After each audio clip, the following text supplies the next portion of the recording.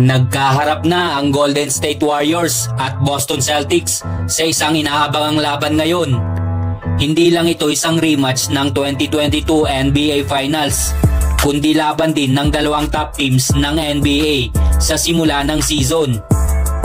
Pumasok ang Golden State sa laro na may record na 6-1 sa unang 7 laro nila, habang ang Boston naman ay may 7-1. Kahit hindi nakalaro si Jaylen Brown, puno pa rin ng mga star player ang magkabilang kupunan. Bumalik si Curry noong Lunes kontra sa Washington Wizards matapos ang 3 larong pahinga dahil sa ankle injury noong laban nila sa LA Clippers. Naipakita agad ni Curry ang kanyang husay sa laro, nagtala ng 27 points, 9 assists, 7 rebounds at 4 na steals sa tagumpay ng Warriors na 118-112. Bilang defending champions, inaasahan ng marami ang Celtics na maging isa sa mga pinakamalakas na koponan sa NBA ngayong season. Ngunit ang Golden State ay tila nagbigay ng sorpresa. Sa bawat laban sa Boston, laging naglalaro ng mahusay si Curry. Nanalo na ang Warriors ng 5 magkasunod na laro at nananatiling walang talo sa road games. Pinutol din ang 3 sunod na panalo ng Boston at ibinigay sa Celtics ang kanilang unang pagkatalo sa kanilang home court. Sa laban na to, gumawa rin ng kasaysayan si Steph sa NBA na umakyat siya sa ika-30 sa NBA all-time scoring list. Suot ang kanyang iconic jersey na number 30. Naging makasaysayan ang milestone na ito para sa all-time leader ng NBA sa 3-pointers.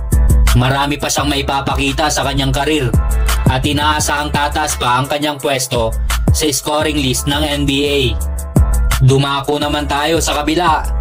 Talo na naman ng Lakers.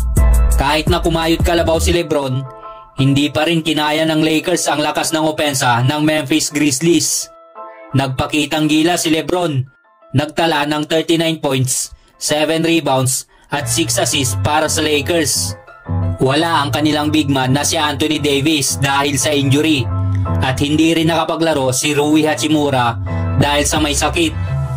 Nagambag naman si Austin Reeves ng 19 points, ngunit ito na ang ika-4 na talo ng Lakers sa huling 5 laro nila. Halos walang naging depensa ang Lakers sa laro, kaya hindi napigilan ng Memphis sa pag-atake. Nagpasabog ang Grizzlies mula sa long range shooting na tumama ng 17 sa 34 na 3-pointers, kabilang ang 12 of 16 sa second half. Kaya nalamangan ng Memphis ang Lakers 36-28 scoring run sa third quarter. Sa laro ding ito, gumawa ulit ng history si LeBron dahil ito ang kanyang ika-1,500 na laro sa regular season. Napansin ko lang, tuwing gumagawa ng history si LeBron ay nauuwi sa pagkatalo. Bakit kaya ganun? Kailan kaya natin makikita sina Max Christie at Gabe Vincent na magkaroon ng produktibong opensa? Mukhang bumababa ang kanilang kumpiyansa sa bawat laro.